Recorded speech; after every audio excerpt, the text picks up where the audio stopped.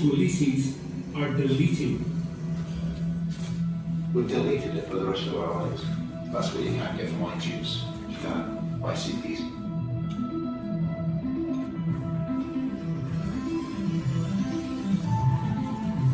I can't talk about any of these things. I'm not in a position to. I couldn't even stop. I used to have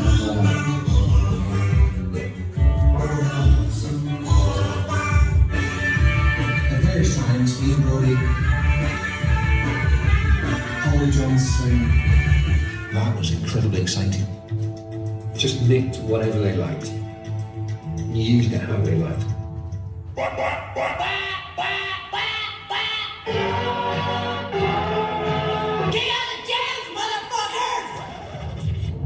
We didn't think that anybody would take notice of us. We thought it was going to be completely underground. Being built like it felt that way, over and down. Just tedious, that terrible disaster of the movie. It wasted $1 million on the lighting film. It was never released. Never released, never properly finished. It was a financial disaster. They were broke, they were hungry, they didn't really know what it was they were supposed to be doing next. But the world caught up with them. Suddenly, their time. The music industry was saying, you're the best band can possibly be. You're as good as Simply Red.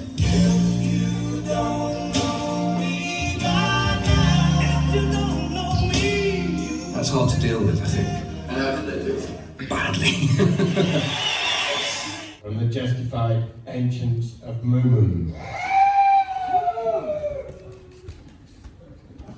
So, the ambassador has kind.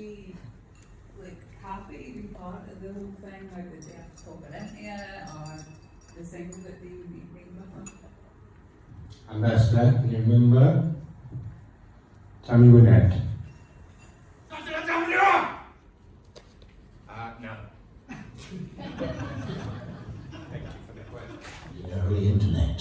This content not only triggered a collective social memory of a band called the KLF, but it convinced Coltindrum that they had been the KLF.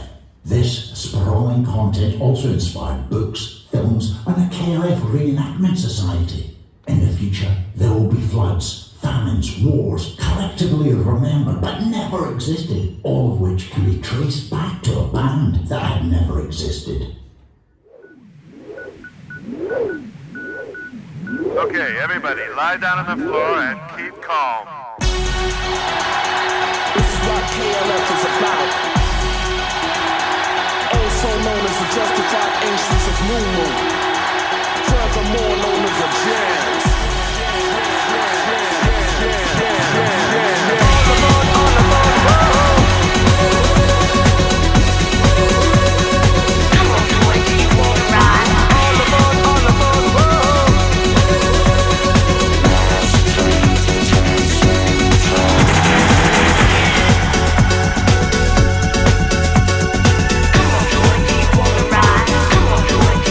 Ride.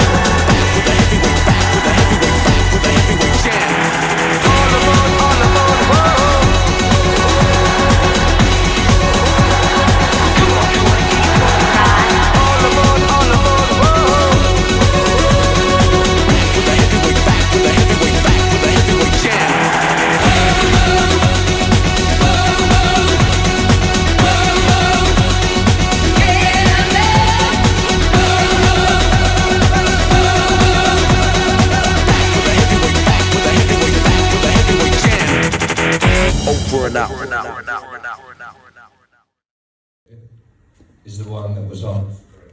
So, burning £1 million. Art or crime? Art. Art. Crime. Crime.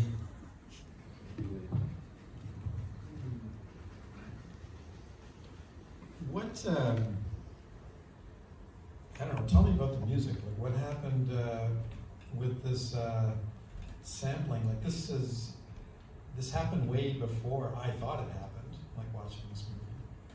So, the initial stuff, they were just yelling over ABBA music? Was that the first step in getting to what they got to? And then they got to the, then they seemed to get to this kind of dance techno. Yes. Yeah, so can anybody describe the transition? Okay. So, Ambassador, keep it short this time.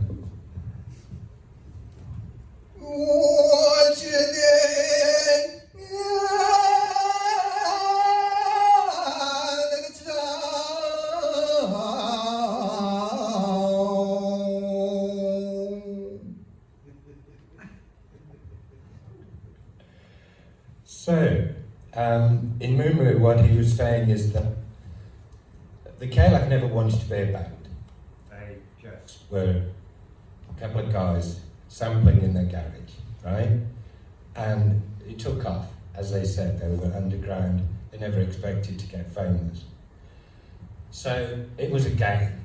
And the whole thing about chasing ABBA was a publicity stunt. How did they get into the dance? Because in 1987 is really when the rave scene started to kick off. We used to have these, some of us will question. So the Rachel Whitbread connection, do you think that was just to highlight how they were destroying all the places where raves were happening down that street? Like, there was all the raves that were happening, and then that was all getting demolished, and then she built this inside-out house, which was everyone was visiting, and so really that seems to connect really well with them in the rave scene, the parties, and like, she wasn't just some random artist that they picked on. I think they maybe highlighted her because her work was in that street that people were partying in, and then it all got demolished. Yes. Were you in that street? Yes. You lived in that street? I live in that. Oh, I right. live in Argyle Street in Norwich. Okay. Which was the same kind of thing. All right, so you qualify as a witness. I was a raver in that whole scene, yeah. Yes. So, ladies and gentlemen, we actually have a witness tonight. We do have a witness protected.